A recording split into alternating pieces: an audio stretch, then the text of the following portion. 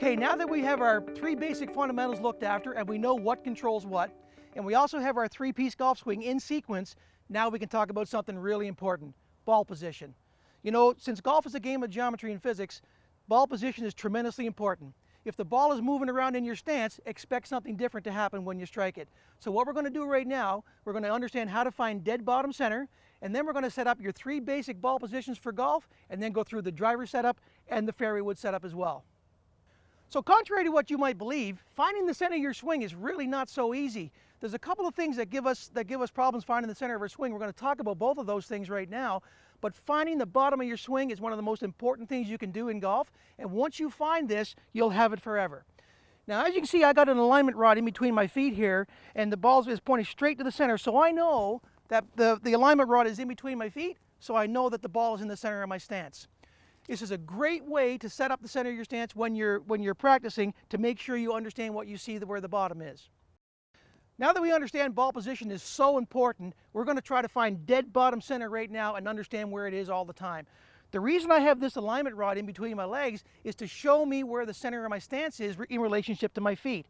Now there's a couple of problems that we have when we try to find bottom center of the golf swing. One of the things used to get me a lot, and it's just this, an optical illusion. When I was younger, I used to be able to take my full golf swing and turn my engine and get my engine all the way to the target with my feet pointing straight ahead.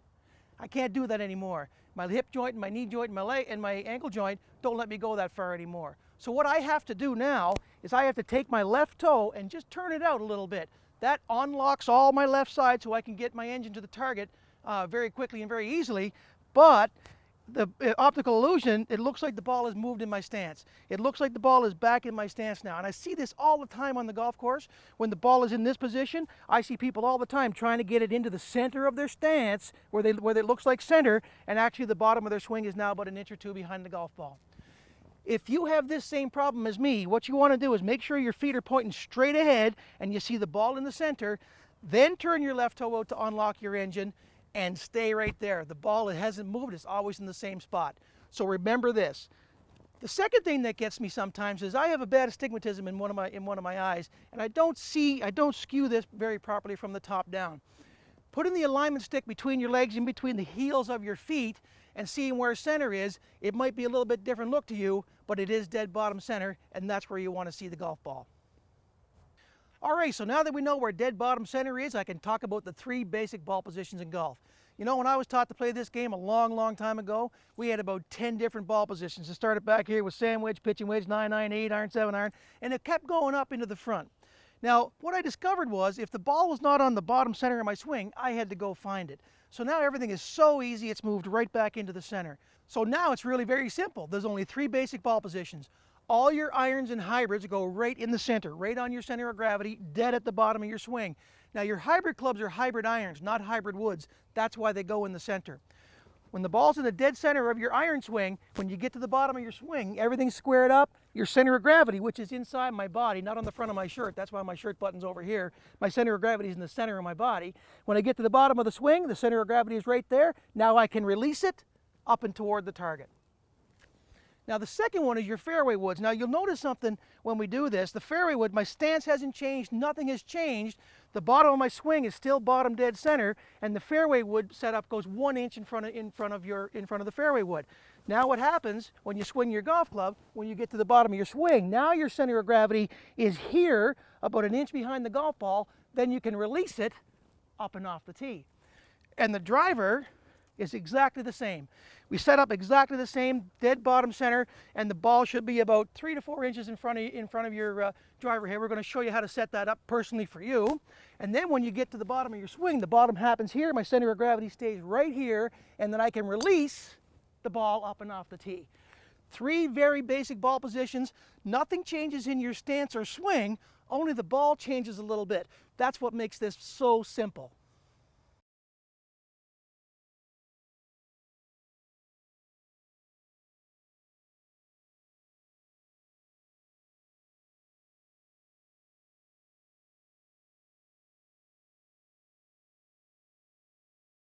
So now that we've got the irons and fairway woods out of the way, I'm very excited to bring you my driver setup. You know, with well over 1 million hits on YouTube and hundreds of comments of people telling me how this dramatically changed their game, I'm very excited to show it to you right now. Now we have 3 basic problems with driver. Number 1, ball position, number 2, setup, and number 3, a visual problem. Once we get those 3 problems settled out, you'll be able to hit your driver just as well as any other club in your bag. Now the first problem we have is ball position, and this one's a really easy one to take care of. If your ball position is out even by 1/4 of an inch each time you swing the golf club, expect something different to happen down the fairway. Ball position has to be exact every time, and there's a very easy way to do that. What we do with center of gravity golf, put your feet together, toes touching with the ball dead on your center, in your center of gravity, and hover the club head right over top of the ball. Turn your left toe out if you have to open unlock your engine, then take your regular stance with your right foot. What this does, it sets your center of gravity in the same place every time. So now that the ball's in the same place every time, you're going to get the same results every time. The second problem we have with driver is a setup problem. Now most people, when they set up to a driver, they'll put the club right up toward the ball just like that. Now when you put the club up toward the ball like that, a couple of things have already happened. My center of gravity is way too close to the golf ball, and my shoulders are aiming a couple of 100 yards left, which is the path the golf club's going to take. When you see the golf pros on TV doing this, when they set the club up to the ball like that, what you don't see is that they get themselves into what's called a reverse K position, where they drop their right shoulder and place their center of gravity about 4 inches behind the golf ball. Now this is a very difficult position for a non-professional athlete to get into, so I prefer that when I take my stance, I just set my club right back on my center of gravity where it is for every other swing in the bag. Now I got this idea from Mo Norman. I was watching Mo in Florida. I hit some balls and I asked him, "Why do you have the club with your driver that far behind the ball, Mo?" And he said to me in Mo's way, "That's the bottom of my swing." So I took that to heart and I went and started to practice it. Lo and behold, absolutely comfortable. I didn't have to get into a strange position, and I hit the ball better than I ever had before. But I found out that we have one more problem that I didn't know about, and that's the visual problem. The visual problem is your eyes. Now your eyes are wonderful tools. When we're playing sports, hand-eye coordination sports, your eyes will coordinate what you're hitting right to your center of gravity for maximum power, because that's their job. But in golf, they do the same thing, but that we don't want them to. So when you're at the bottom of your swing, if you're looking at the object ball, if you're looking at that ball during your golf swing, your eye's job is to pull you over to that golf ball so your center of gravity is in front of that golf ball, just like that. When you do that, now the driver won't work. You'll hit the ball low, you'll hit it to the right, you'll pop it up, and the further you move your center of gravity toward the ball, the worse the shot is going to be. If I move my center of gravity just right to the ball, that's going to be a low screaming shot off to the right. There's nothing I can do about it.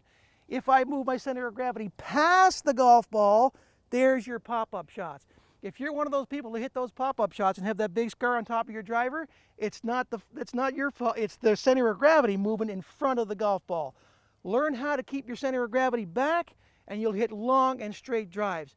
And what I had to do to train myself, I got myself what I call a decoy. Now the decoy can be anything. It could be a tee or a piece of grass or a leaf or a divot, but the decoy goes right out in front of your driver head, right on your center of gravity. Now you have something else to focus on. Remember when I told you with your 7-iron and with your irons, don't let your cheek pass the ball? If you don't let your cheek pass the ball, your center of gravity can't go past either. So what we're going to do here is, I'm not going to let my cheek pass the decoy.